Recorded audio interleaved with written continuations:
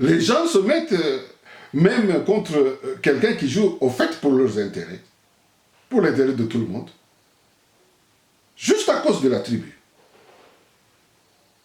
Alors que l'intérêt pour lequel Félix se bat, mais c'est un intérêt pour tout le monde, pour tous les Congolais. Bon, alors je disais, maintenant vous avez les messages de Kabila, envoyez les messagers partout. Mais pourquoi est-ce que vous, les Congolais, vous devez vous tracasser pour ça? Qui va prendre Kabila au sérieux alors qu'il est un ancien président, mais il veut s'imposer? C'est ni l'Afrique du Sud, vous avez le cas de l'Afrique du Sud, où vous avez Mandela qui est parti, Taboumbé qui est parti, Motrante est parti, Zuma est parti. Mais ces gens, c'est fini. Ils n'ont plus rien à dire dans la gestion du pays. La Zambie, c'est la même chose. Il y a combien de présidents qui sont passés? Donc, en SADC, la culture est celle-là. C'est-à-dire qu'on ne personnalise pas le pouvoir. Donc, chers frères, ne suivez pas tous ces boubards des PPRD, parce que c'est ça leur nature. Ce n'est pas un pouvoir légitime. C'est un pouvoir qui a été hijacké par un petit groupe. Et, en réalité, un petit groupe qui est soutenu par des mafieux occidentaux, des mafieux des multinationaux qui volent, et aussi par un pays qui en tire profit, comme le Rwanda. Disons les choses telles qu'elles sont. Et nous ne pouvons pas perdre conscience de ça. Et devant une telle réalité, l'appel du président de la République à l'unité, à l'union sacrée, je crois que c'est vraiment bien indiqué. Et vous allez voir que le président a posé des actes jusque-là qui montrent que c'est vraiment un soldat du peuple. Et il a pris des risques énormes là où les gens ne s'attendaient pas. Il a montré vraiment une prouesse. Aujourd'hui, il contrôle en grande partie l'armée. Il contrôle la Cour constitutionnelle. Parce qu'avec ça, il y a des mois ici, tout le monde disait que ce monsieur ne sera plus au pouvoir. Il y a des gens qui célébraient déjà que Tamboué Mwamba et qui allait être président de la transition et que les Mabonde et tout ça allaient mettre Félix dehors. Mais maintenant, ça c'est une histoire qui est oubliée, c'est une page tournée.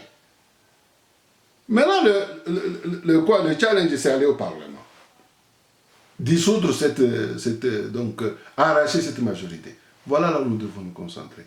Et maintenant, parce que ces gens le fassent. Et la dissolution du Parlement, ou récupération de la majorité, c'est une pratique tout à fait démocratique. Oui.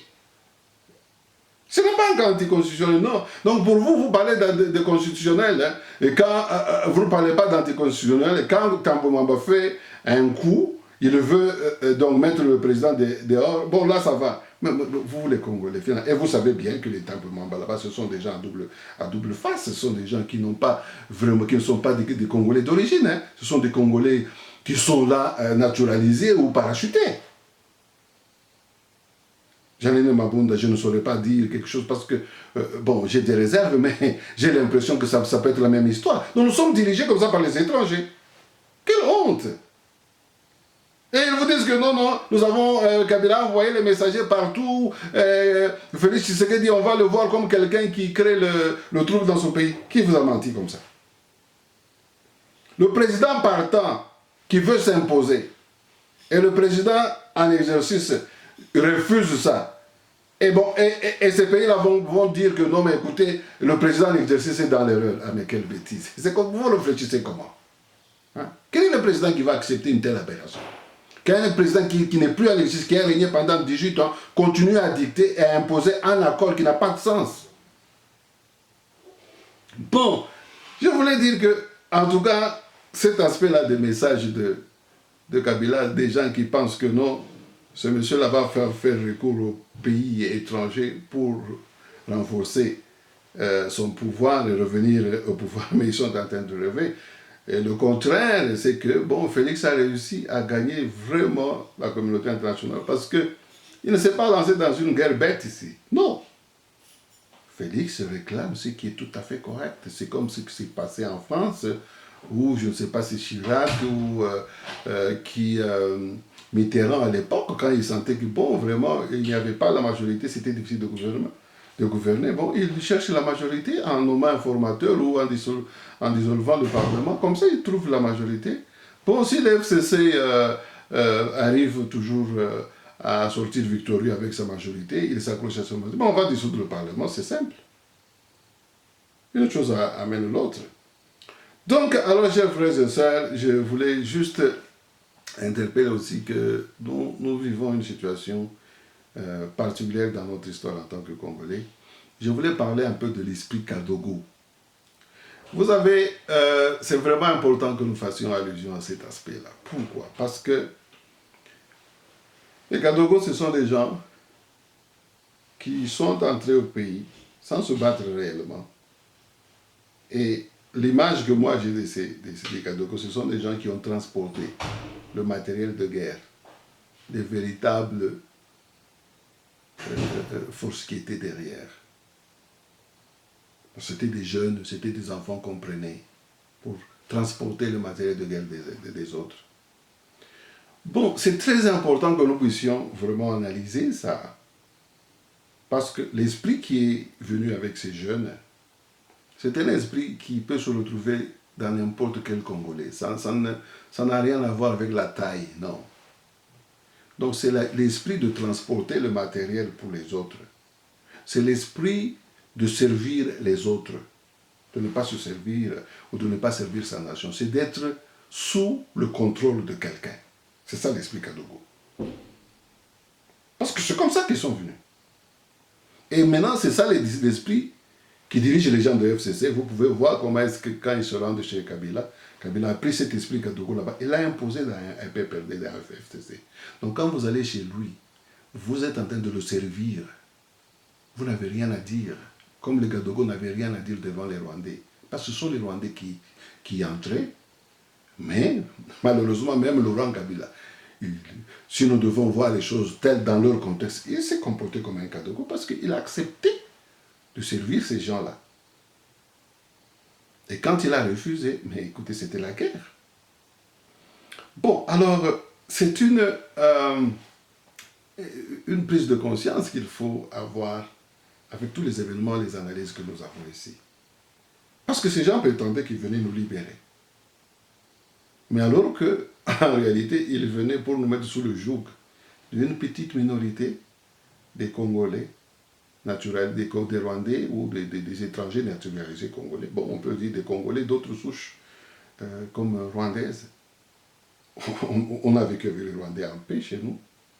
Ils ont vécu chez nous, ont été accueillis. Et jusque-là, nous cessons de les reconnaître comme Congolais. Mais chercher à faire pire que Mobutu, que même les Belges, là, nous n'acceptons pas.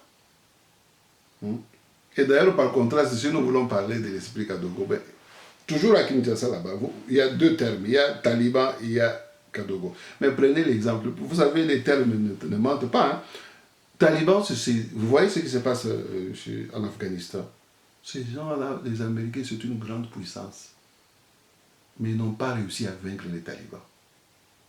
Au point où ils sont toujours obligés de négocier avec les talibans.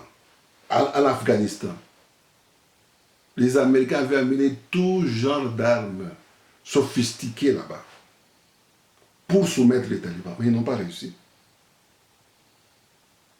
Alors, les termes que nous utilisons, il n'y a pas de hasard. Hein?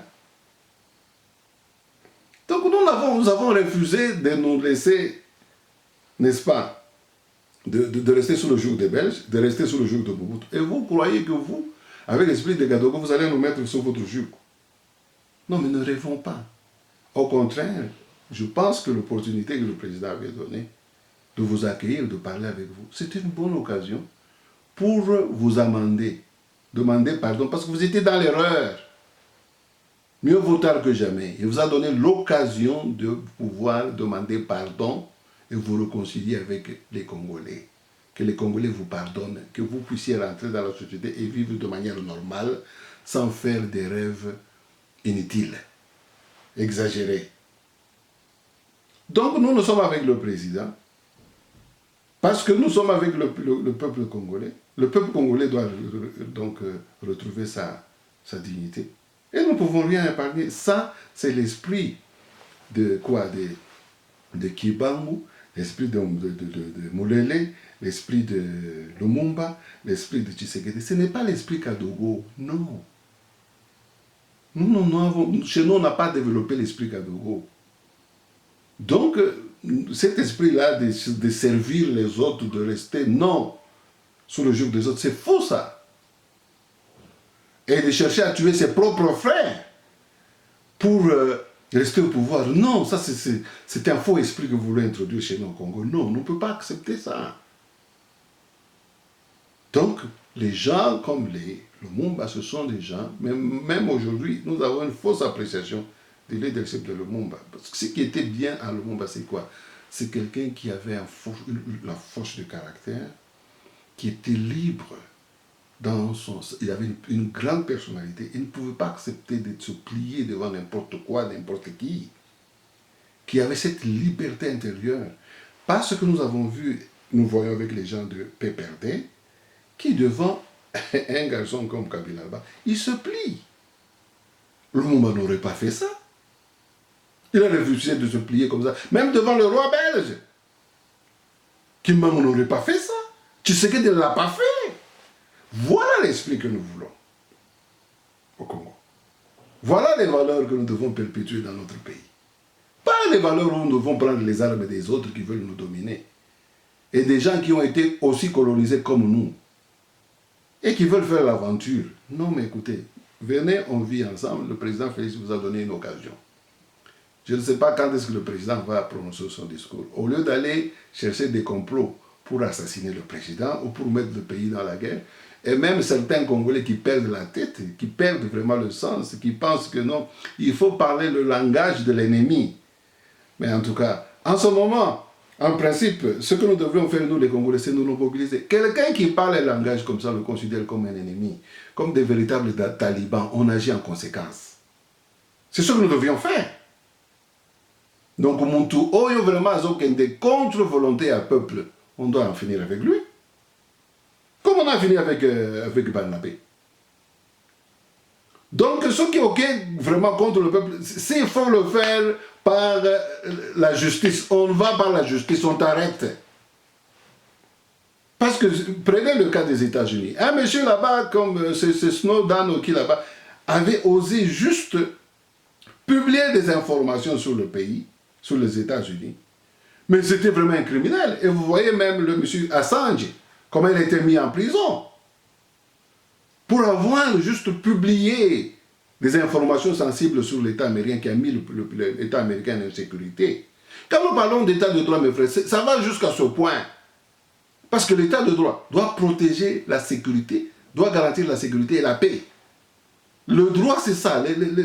L'État de droit, c'est ça. C'est maintenir l'ordre et la paix. Donc quelqu'un qui vient à la télévision comme ça, qui met le pays en danger, qui compromet la paix, et vous dites que ça, c'est la liberté d'exprimer. Oh, honte à vous. L'État de droit implique maintenir l'ordre et la paix et la sécurité.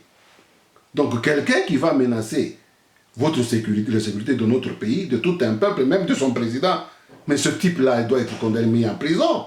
Donc nous vraiment... Et ça s'est bien fait. On n'a pas violenté cette personne, on lui a seulement fait voir les faits pour que ça donne une leçon à tout le monde. Parce que ce pays-là, c'est pour nous tous. Nous avons, et nos enfants, nos familles, nous vivons là. Donc nous ne pouvons pas accepter que quelqu'un vienne créer le chaos comme ça. Soit-il Kabila. Si les gens de Kabila, PPRD et tout ça, ne peuvent pas comprendre que mais le temps a changé, il faut qu'ils puissent se convertir, en tout cas ça sera malheureux. Mais notre souhait, c'est qu'il y ait toujours dialogue entre Kabila et Félix. Mais ce n'est pas dans le même ordre d'esprit qu'ils avaient. Je ne vois pas pourquoi est-ce que Félix Kabila s'empêcherait de parler. Mais ils ne doivent pas parler, comme Félix l'a dit, pour compromettre le bien-être de tout un peuple et satisfaire un individu et un petit groupe. Non. Alors, c'est une interpellation, frères de PPRD, de FCC, et Rwandais, Congolais, non, on ne peut pas nous sacrifier tout un peuple pour satisfaire un petit groupe et un individu. La chance vous est donnée de revenir à la raison, d'abandonner vos ambitions dépassées et démesurées. Le peuple congolais est un peuple brave qui a une histoire, des leaders braves, des combattants, des militaires qui ont bravé depuis l'époque coloniale jusqu'à aujourd'hui. Vous connaissez mal l'histoire du Congo alors. Même si vous passez maintenant les Barnumais commencent à dire qu'il y a le peuple le plus guerrier au Congo, c'est Banyamulenge, mes frères. Vraiment. Donc ça devient même le peuple le plus important au Congo. C'est regrettable. Au moins, esprit il y a Kadogo et Memi Bino Musika. Bozonga. Bozonga, Toza, peuple Moko, Tolingana, Tosala Makambo, pour le bien-être de tout, de tous. Pas le bien-être d'un petit groupe là, et des gens à qui on a donné la nationalité. Et ça, Nengibiso en Afrique du Sud, tout prendre en otage, Mboga Yabatou. Et puis on commence même à menacer. On vous donne même la liberté d'expression là-bas. Vous avez même la chance de parler à la télévision. En tout cas, aïe aïe aïe, yo, au vivra que dans l'Afrique du Sud, tu es hein. Sauf que ça là qu'il y a en Afrique du Sud. Au moins, il y a Bazulu, Bachofaka. Non. Esprit, il faut que les Congolais s'inspirent dans Ngo. Dès que Bazulu, Bachofaka, pour Namboka na Bango.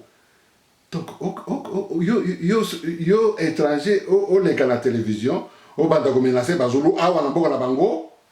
Non, mais dis que vous ça dans le besoin. Donc, peuple congolais, soyons conscients, soyons fiers de ce que nous avons. Et soyons fiers et prêts à défendre. C'est ainsi que Dieu aussi va nous aider. Si nous-mêmes, nous ne valorisons pas ce que nous avons, ce que Dieu nous a donné, mais on va le perdre. Ce n'est pas le temps d'être vraiment froid comme ça et distrait. Hein? En tout cas, je termine par là aujourd'hui et bonne soirée à tous. Je souhaite vraiment toute l'assistance divine à notre président, que Dieu vraiment le protège, à tout le peuple congolais en ce moment. Nous attendons vraiment le discours du président et je lui souhaite vraiment tout le courage d'aller en avant pour servir le peuple congolais et d'interpeller les gens qui sont récalcitrants là-bas à comprendre que le moment ici, ce n'est pas pour servir l'intérêt d'un groupe, d'un individu, c'est pour servir l'intérêt de toute la nation, du peuple congolais, et c'est le moment de s'amender et de revenir à la raison. Et c'est vraiment une bonne chose que nous avons un président qui n'utilise pas, malgré cette interpellation folle de Barnabé de tuer. Notre président est au-dessus de ce genre de bêtises. Donc nous vraiment félicitons le président. Nous attendons avec vraiment un grand espoir son discours. Et vraiment notre pays va traverser un moment très important. Et que Dieu bénisse le Congo et vraiment bonne chance au président. Et on attend le discours.